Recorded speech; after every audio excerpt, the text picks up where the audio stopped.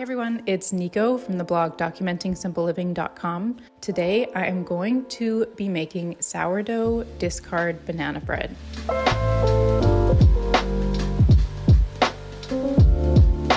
In a recent video, I showed you how to make sourdough discard apple cake, and the reason I made that was because at our local zero-waste shop, they were discounting about 24 apples. They have this bin where they put food that's about to go out of date at a really discounted price, and I usually swoop in there once a week and check out what they are getting rid of and pick it up and try to figure out how to eat it. And not only did they have apples, but they also had bananas this week, and so I bought a bunch of bananas and have been trying to figure out how to use them. I am also currently rebuilding my sourdough starter, and so I'm in the process of putting in flour and water every day and then discarding half of it. And I always feel like that discard phase is a bit wasteful because it's just flour and water. You could use it in tons of recipes, so it's difficult to just put it into the garbage. And so I wanted to show you today how I am trying to use up some of my discard by making this sourdough discard banana bread. The first thing I did was to grease a loaf tin and preheat my oven to 350 degrees Fahrenheit or 180 degrees Celsius. Then I used a fork to mash up 4 pretty ripe bananas.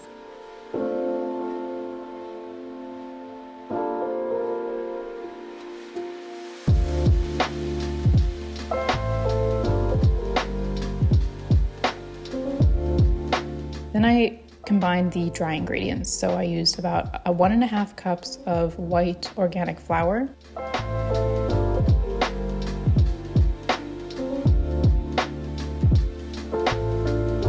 1 teaspoon of baking soda, and 1/2 teaspoon of pink Himalayan sea salt. I just use my fingers to mix up the dry ingredients.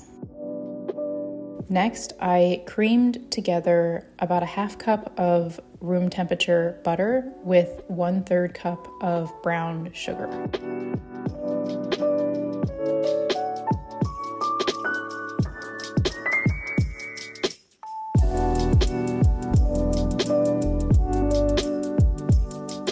I had forgotten to take my butter out of the refrigerator, but just used a fork to cream it together and got there in the end. If you have a mixer, you can of course use your mixer to do this. Then I added 2 room temperature eggs,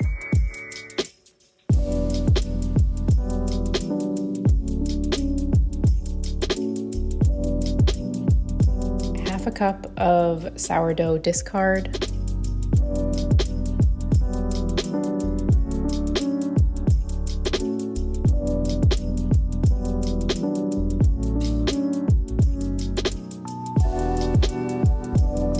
and about 1/3 cup of honey. Now I was running low on honey, so I used a little less, but you want to use about 1/3 cup. Then I slowly combined the dry ingredients into the wet ingredients.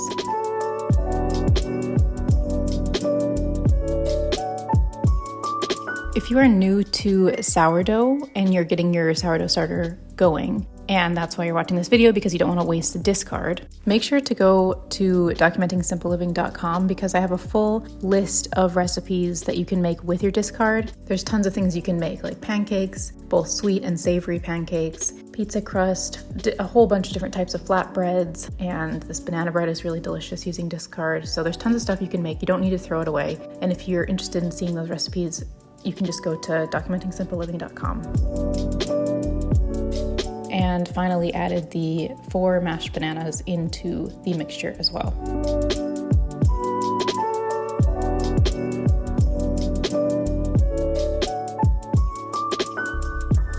Then I poured the mixture into my loaf tin.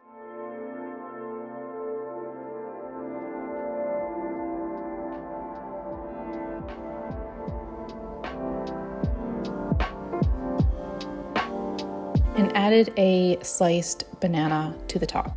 This is just to make it look a little nicer when it comes out of the oven. You could also add some cinnamon to the top, which is always really tasty. You could also make a whole bunch of variations of this banana bread. You could add chocolate chips to this recipe. You could add pumpkin seeds or sesame seeds for a bit of crunch. You could add walnuts as well. You could also add about 1/3 cup of peanut butter into the batter, and that would give it a nice sort of banana peanut butter taste.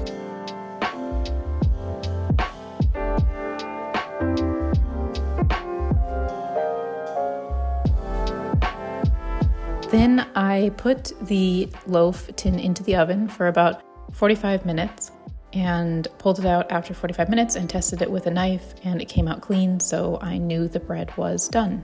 If you have any sourdough questions, make sure to join the Documenting Simple Living newsletter.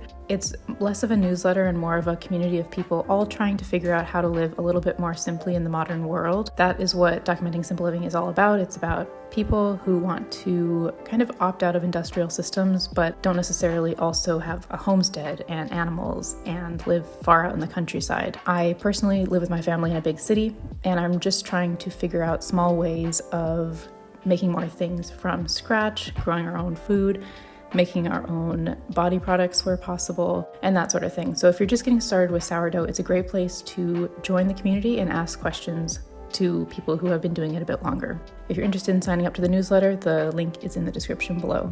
Thank you for stopping by today, and I will speak to you in the next Documenting Simple Living video.